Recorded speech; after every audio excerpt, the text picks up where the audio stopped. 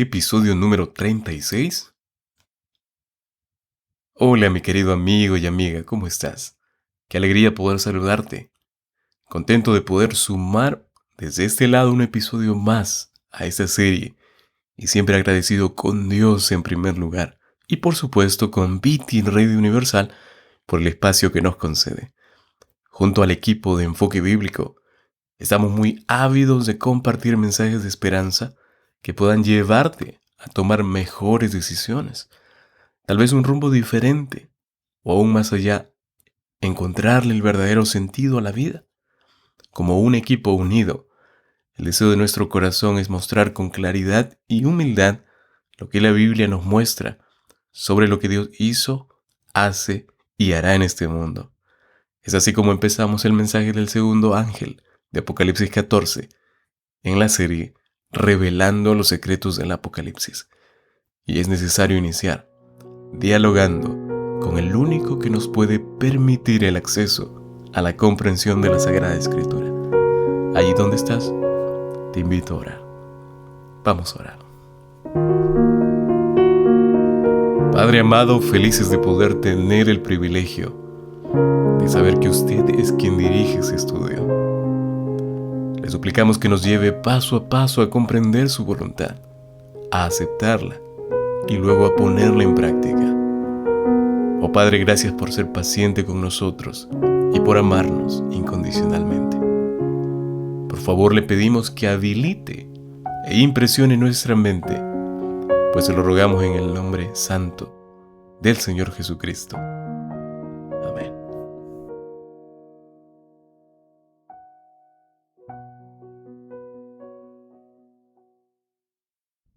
Para comenzar, vemos aquí cómo el segundo ángel que aparece en la escena se encuentra anunciando la caída de Babilonia en el tiempo del fin. Ese mensaje es reiterativo ya. La proclamación de este segundo ángel, mis amados, indirectamente enfatiza el llamado a adorar al verdadero Dios. Vemos aquí cómo se repite el tema de la adoración. Presten atención. Este mensaje que fue previamente anunciado ya por el primer ángel, si lo recordamos el episodio anterior, pero también muestra de forma descriptiva las consecuencias, y lo vamos a ver ahora, de la incredulidad y el rechazo al mensaje final. Vayan conmigo al texto bíblico de Apocalipsis capítulo 14, versículo 8. Apocalipsis 14, 8. El día de hoy solo nos vamos a centrar en el análisis de este mensaje ubicado en un solo versículo. Así que les invito a estar muy atentos, pues el episodio de hoy será tal vez el más corto de toda la serie, pero no por eso el menos importante. Vayamos al texto bíblico. Escrito está: Otro ángel le siguió diciendo: ha caído Babilonia, la gran ciudad, porque ha hecho beber a todas las naciones del vino del furor de su fornicación. Apocalipsis 14, versículo 8, y como siempre, versión Reina Valera de 1960. Yendo al análisis y antes de la explicación de este único versículo, tenemos que mencionar que estos tres mensajes angélicos no están desconectados, pues uno tras otro expresan la realidad de los eventos futuros. Al leer cada mensaje angélico nos vamos a dar cuenta fácilmente que todos apuntan o tienen una visión escatológica hacia el futuro, hacia lo que va a acontecer. Realmente el mensaje de este segundo ángel de Apocalipsis 14 podríamos decir que es el complemento del mensaje primero. No obstante, mis amados, continuamos viendo este llamado implícito como en cada parte del libro. El texto nos muestra: hombres y mujeres de todas las naciones deben ser invitados a volver a la adoración al Creador. Deben ser guiados a rechazar todo tipo de sistemas o esquemas, supuestamente religiosos o no, escuchen bien, que van en contra de la lealtad a Cristo.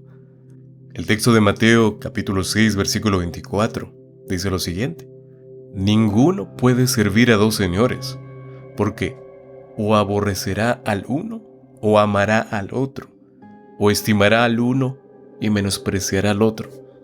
Mis amados, la lealtad a un solo Dios va a ser vital en el desenlace final. Continuando con el análisis, vemos también que este segundo ángel anuncia algo que tenemos que prestar mucha atención. Y me refiero al colapso de la ya conocida, y lo menciona el texto bíblico, Babilonia del tiempo del fin. El énfasis del ángel mencionado 2 veces, ha caído Babilonia, dice, de forma duplicada, refiriéndose a esta ciudad pagana. Tiene una connotación muy enfática de derrota, mis amados. En otras palabras, una Babilonia vencida. Tenemos que aclarar, por si hubiera alguna duda, por cierto, que aquí no se está refiriendo a la Babilonia literal. No se habla a la Babilonia simbólica, que es más aparentemente una confederación religiosa mundial del tiempo del fin, y que está constituida, como ya lo vimos ya en el previos mensajes, por la Trinidad satánica.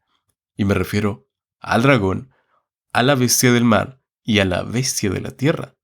Por supuesto, dispuestas contra Dios y el pueblo fiel que sigue a Dios, que es leal a Dios. Y lo vimos en el segundo mensaje al leerlo. Al hablar de Babilonia es posible que nuestra idea de pensamiento siga rápidamente a aquella ciudad antigua completamente paganizada. Nuevamente les digo, no estamos refiriéndonos a esa Babilonia literal. Sin embargo, en el análisis vamos a notar que no habla de Babilonia en el aspecto literal, sino lo que ésta representó y hasta el día de hoy representa, especialmente en el libro de Apocalipsis. Permítanme darles un ejemplo. Vamos por un instante al capítulo 17 de Apocalipsis, solo vamos a saltar brevemente. Si ustedes inician la lectura de este versículo primero, se darán cuenta que el escenario se prepara claramente para dar una descripción de lo que esta ciudad representa en sí misma. Sin embargo, yo solamente quiero llevarlos al versículo 4 y 5, en donde hay una descripción clara. Dice Apocalipsis capítulo 17, literalmente el versículo 5. Y en su frente un nombre escrito, un misterio. Babilonia la Grande, la madre de las rameras y de las abominaciones de la tierra. Qué fuerte. Aquí el contexto nos habla de una mujer, obviamente, que tiene ¿qué cosa? En su frente un nombre escrito. Y noten lo que dice. Esta es la madre de las rameras y de las abominaciones de la tierra. De forma muy simple. La palabra Babilonia viene de la palabra Babel. ¿Se les hace familiar el nombre? Esta expresión significa confusión. Confusión. No obstante, esta ciudad no solo generó confusión, si ustedes lo recuerdan, al ir al relato bíblico del Antiguo Testamento, sino que también generó caos, desorden. Se vieron excesos, en otras palabras, desenfreno total. En relación a esto, la Biblia nos indica que el desenfreno es algo que atrae consigo prevaricación ante Dios. Mis amados, prevaricar es simplemente ir en contra de Dios, es ir en dirección opuesta a lo que sabemos que es bueno. Un ejemplo claro lo vemos en la vida del hijo de Jotán, y me refiero a Acaz. La Escritura refiere lo siguiente. Vamos a leer el texto. Porque Jehová había humillado a Judá por causa de Acaz, rey de Israel, por cuanto él había actuado desenfrenadamente en Judá y había prevaricado gravemente contra Jehová. Segunda de Crónicas, capítulo 28, versículo 19. ¿Entienden lo que digo? Volviendo a la expresión, la madre de las rameras y de las abominaciones de la tierra. Aquí es claro ver que la terminología habla o apunta a una mujer. Es más, el texto lo revela en el versículo 3 de forma muy específica. Dice el texto bíblico de Apocalipsis capítulo 17, versículo 3, y lo vamos a leer para que no quede duda alguna. Y me llevó en el espíritu al desierto, y vi a una mujer, dice Juan, sentada sobre una bestia escarlata, llena de nombres de blasfemia, que tenía 7 cabezas y 10 cuernos. Interesante. Ahora, si vamos algunos episodios atrás, Dios siempre, mis amados, comparó a su pueblo con una mujer. Y tengo aquí algunos ejemplos y para aquellos que tal vez estén diciendo, pero pastor, ¿cómo es eso posible que Dios compare a su pueblo con una mujer o la figura de una mujer? Miren lo que dice el libro de Oseas, capítulo 2, versículo 19. Y te desposaré conmigo para siempre. Te desposaré conmigo en justicia, juicio, benignidad y misericordia. Les invito a leer el contexto. Ahora, Jeremías capítulo 3, versículo 3, capítulo 3, versículo 14 dice también lo siguiente. Convertíos hijos rebeldes, dice Jehová, porque yo soy vuestro esposo, y os tomaré uno de cada ciudad y dos de cada familia, y os introduciré en Sion. Interesante. ¿Pueden ver la figura femenina aquí presente? Por otro lado, en el Nuevo Testamento también se presenta la misma idea. En segunda a los Corintios, la segunda epístola de Pablo a los Corintios, capítulo 11, versículo 2. Porque os celo con celo de Dios, pues os he desposado con un solo esposo, para presentaros como una virgen pura a Cristo, en referencia a su iglesia. Existen también, sin embargo, otras referencias donde Dios compara a su pueblo con una ramera por irse en pos de otros amantes, infidelidad. Y vemos aquí que esto se refiere a otros dioses, no de forma literal. Y esto es un símbolo de costumbres y prácticas idólatras. Hay dos textos que tal vez podemos leer para tener como referencia un apoyo bíblico. El primero se encuentra en Ezequiel, capítulo 23, versículo 8. Si deseas buscarlo, que por temas de tiempo, vamos a dejar que ustedes también puedan encontrar esos versículos. Y Jeremías, capítulo 3, versículo 20. Mis amados, en lenguaje simbólico y apocalíptico, vamos a decirlo de esta forma, una mujer está representada por una iglesia dependiendo de las características. Si es una mujer pura, representará a la iglesia verdadera. Si es una mujer ramera, representará a qué cosa? A una iglesia apóstata o falsa. Al leer el versículo 4, además, se nos dice que la mujer, del capítulo 17 de Apocalipsis, para que no se vaya muy lejos, la mujer estaba vestida de púrpura y escarlata, y adornada de oro y piedras preciosas, y de perlas, y tenía en la mano un cáliz de oro, lleno de abominaciones y de la inmundicia de su fornicación. Miren, este análisis vamos a llegar al capítulo 17, no se preocupen, solo estamos citándolo para tener una referencia sobre lo que la mujer representa. No debiera adelantarme, yo lo sé, pero es inevitable no clarificar este punto, mis amados. Aquí el texto y todo lo demás apuntaría entonces a un sistema religioso que está opuesto al Evangelio, no que apoya lo que el Evangelio dice, sino está del otro lado del Evangelio. El detalle de la repetición de la expresión que ya vimos, ha caído, duplicada en el tiempo pasado, expresando un evento futuro, subraya una sola cosa. Y esto es la inminencia y la certeza de la caída de la Babilonia simbólica en el tiempo del fin. Es decir, la caída de esta confederación religiosa falsa que aparenta una verdad absoluta que realmente no tiene, porque va en contra de lo que la Biblia dice. Viola principios básicos de la palabra de Dios, de la Sagrada Escritura. Al irnos al Antiguo Testamento, vemos también un eco de las mismas palabras de los profetas que estos usaron al predecir la caída de la Babilonia antigua. Y presten atención. Isaías capítulo 21, versículo 9 dice lo siguiente. Después habló y dijo, cayó Babilonia, y todos los ídolos de sus dioses quebrantó en tierra. Isaías 21, 9. Jeremías de igual forma proclamó, en un momento cayó Babilonia y se despedazó. Jeremías 51, versículo 8. Es por eso, y de un modo similar, que este segundo ángel, mis amados, anuncia el colapso de la Babilonia del tiempo del fin. Este sistema religioso global apóstata y conformado obviamente por organizaciones religiosas respaldadas por poderes políticos del mundo. Ahora pónganse a pensar, ¿de quién estamos hablando? Este sistema religioso apóstata del tiempo del fin es responsable de oprimir al pueblo de Dios, que está ya camino a encontrar su fin. Este colapso que hemos visto aquí en este versículo, anunciado por este segundo ángel, se describe más tarde y lo vamos a ver en Apocalipsis 18. Vemos allí la Babilonia del tiempo del fin, que hizo que todas las naciones bebieran del vino de la ira de su fornicación. Y esta declaración es nuevamente un eco, una repetición del oráculo del profeta Jeremías contra la antigua Babilonia. Vamos a leerlos para no tener nada oculto. Jeremías capítulo 51, versículo 7.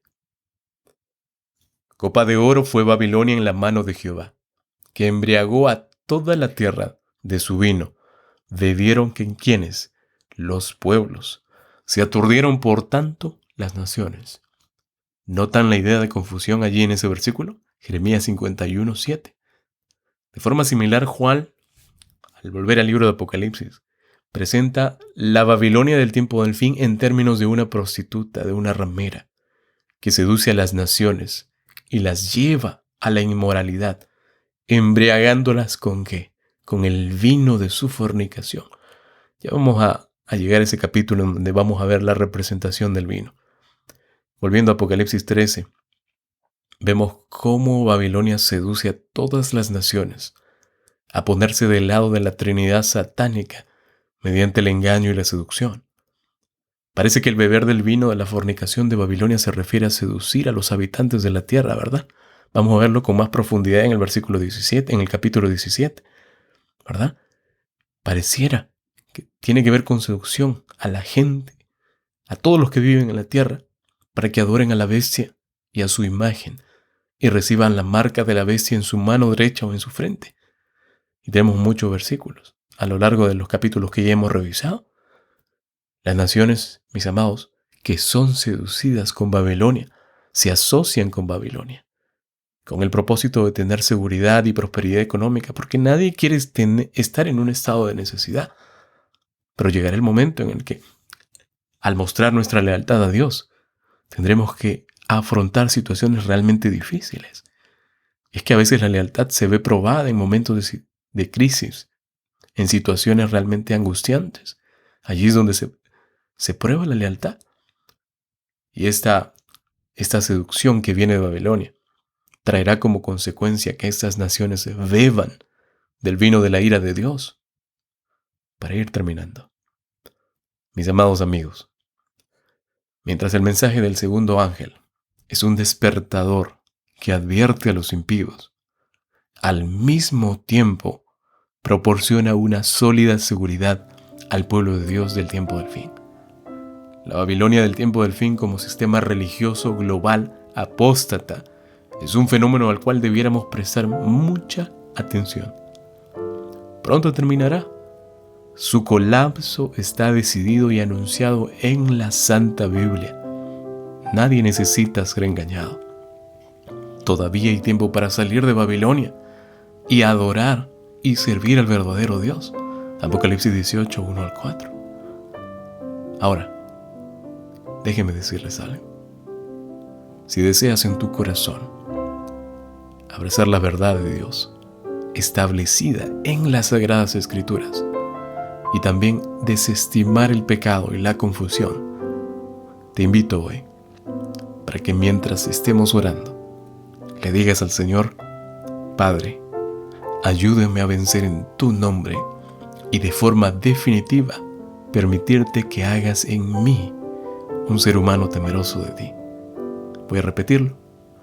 Padre, ayúdame a vencer en tu nombre y de forma definitiva permitirte que hagas de mí un ser humano temeroso de ti. Recuerda que el Señor Jesús está muy cerca de aparecer en las nubes de los cielos. Tener determinación para enfrentarse a situaciones arriesgadas o difíciles es de valientes, mis amados. Y como de costumbre, decirles: déjense encontrar, aún hay tiempo. Les agradecemos por conectarse y tomar este tiempo para dedicarlo a escuchar un mensaje más de esperanza. Dicho esto, te invito a concluir con una oración. Vamos a orar.